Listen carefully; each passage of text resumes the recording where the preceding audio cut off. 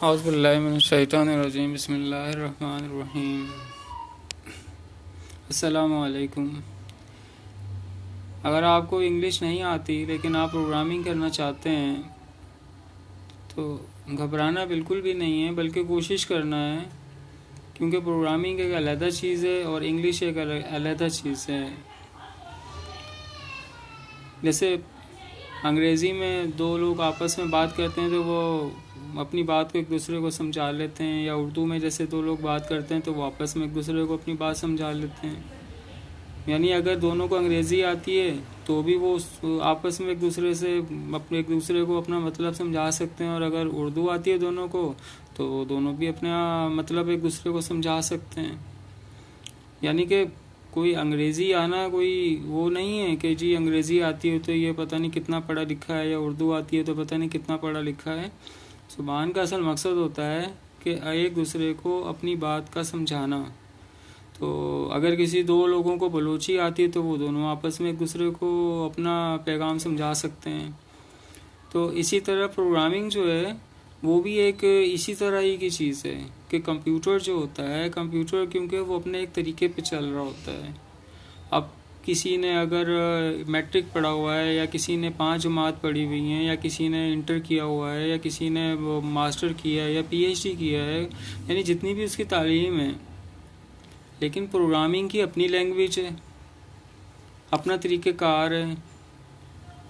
अब अगर कोई पीएचडी किया हुआ उर्दू में बात करेगा कि मुझे अगर 1 गिलास पानी चाहिए, तो अगर कोई जाहिल जिसने एक जमात भी नहीं पढ़ी है और किसी स्कूल में नहीं गया, अगर उसको भी पानी चाहिए लेकिन उसको उर्दू इतनी आती है कि वो सिर्फ इतना बोल सकता है कि मुझे 1 गिलास पानी चाहिए, तो पीएचडी करने वाले ने भी पानी मांग लिया, अपना मतलब समझा दिया आपको।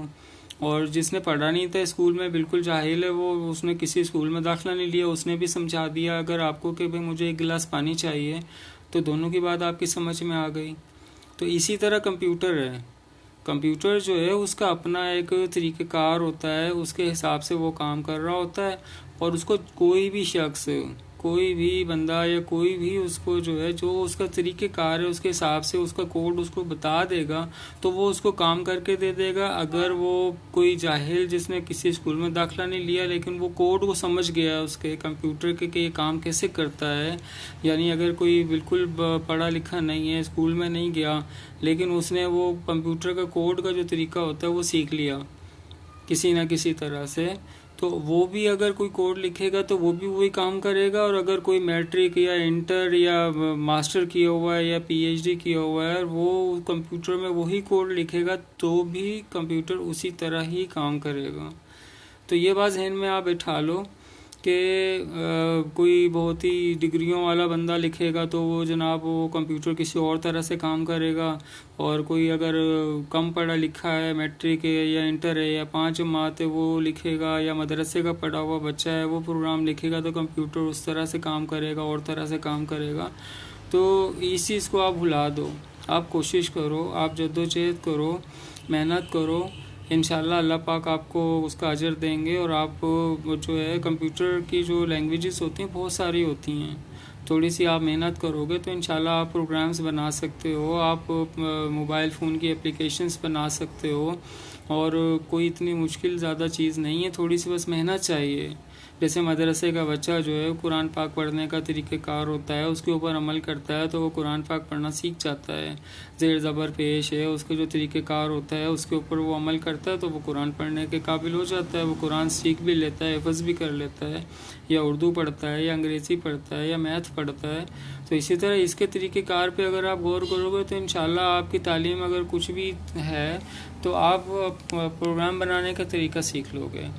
तो अपना बिल्कुल भी कंफ्यूज नहीं होना, घबराना नहीं, कोशिश करते रहना, चीज़ को बार बार स्टडी आप करते रहोगे, देखते रहोगे तो इंशाल्लाह आप जो है अच्छे प्रोग्रामर बन जाओगे। यानी ये भी एक रिज़्क़ हलाल कमाने का तरीका है कि आप जो है मेहनत करके और अपने घर पे बैठ के अपना जो है ना सेटअप, यानी कि अगर आपके पास ज़्यादा सरमाया नहीं है तो आप छोटा सा एक सेटअप अपना बना के अपना हलाल रोज़गार का बंदोबस्त कर सकते हो। तो इसमें यह होता है कि प्रोग्रामिंग लैंग्वेज मसलन जावा के अपने कोड के अल्फाज हैं, बस आप मेहनत करके कोड को इस्तेमाल का तरीका सीख कर तरक्की कर सकते हो। घबराए नहीं, क्योंकि कोई चाहे कितना भी पढ़ा हो या डिग्रियां हों, लेकिन जावा या कोई भी प्रोग्रामिंग लैंग्वेज की मर्ज़ी का कोड नहीं लिखेगा तो प्रोग्राम नहीं चलेगा।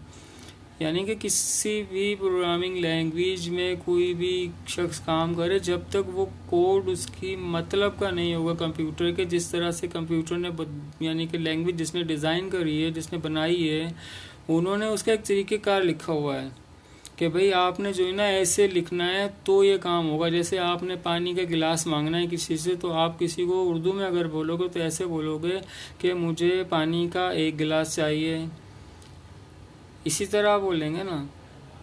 अगर आप उसमें ये बोल दोगे कि मुझे पानी का 1 गिलास नहीं चाहिए, तो उसकी समझ में आएगा कि इसको नहीं चाहिए। या अगर आप सिर्फ उसको ये बोलोगे कि पानी, तो वो पता नहीं क्या समझे मतलब इसका कि क्या चाह रहा है बंदा, पानी चाह रहा है या पानी देना चाह रहा है या पानी लेना चाह रहा है, क्या चाह रहा है। तो इसी तरह कंप्यूटर की लैंग्वेज का भी तरीक़ेकार होता है, उसमें भी हमें बात को वाज़ेह करना पड़ता है और उसके तरीके को, कोड को फॉलो करना पड़ता है। प्रोग्रामिंग से हम रकम कमा सकते हैं। हमने अब तक प्रोग्रामिंग जावा लैंग्वेज की जो मालूमात हासिल की हैं, हम उसका यानी कि रकम कमाने के लिए भी इस्तेमाल कर सकते हैं। यानी कि आप जैसे आप स्टडी करते हो या आप कोई भी चाह रहे हो कि, क्योंकि ज़ाहिर है ज़िंदगी गुजारने के लिए हमें रकम की ज़रूरत होती है, आपके एक्सपेंसेस होते हैं, आपके घर के अखराजात होते हैं, उन सब चीज़ों को भी देखना पड़ता है। तो अपनी पढ़ाई के साथ साथ जो है आप अपने अखराजात को भी, अगर आप छोटे छोटे प्रोग्राम्स बना लो, एप्लीकेशंस बना लो, तो आप अपने छोटे छोटे प्रोग्राम्स बना के भी आप अपना जो है घर का ख़र्चा चला सकते हो। तो उसमें जो है जैसे मिसाल के तौर पे अगर आपको जावा लैंग्वेज के बारे में कुछ मालूमात आ गई हैं, तो आप जैसे एक ड्रॉइड स्क्रिप्ट के नाम से एक एप्लीकेशन आती है एंड्रॉयड मोबाइल पे, वो आप इंस्टॉल करके जो है उसमें भी जावा प्रोग्रामिंग के ज़रिए से जो है ना आप अपनी एप्लीकेशंस बना के आप लोगों को दे सकते हो, उससे आप अपनी इनकम कर सकते हो। तो अब जैसे मिसाल के तौर पे एंड्रॉयड मोबाइल आपके पास अगर है, तो उसमें ड्रॉइड स्क्रिप्ट के नाम से जो है वो एक ड्रॉइड स्क्रिप्ट के नाम से एप्लीकेशन आती है, आप वो इंस्टॉल कर लो एंड्रॉयड मोबाइल पे और उसको ओपन करके आप देखोगे इसके सीधे हाथ पे, तो उसके ऊपर जो एक रॉकेट की तरह का निशान आपको बना हुआ नज़र आएगा। उसको ओपन करोगे तो वहाँ पर आपको उसके सैंपल नज़र आ जाएंगे, ठीक है।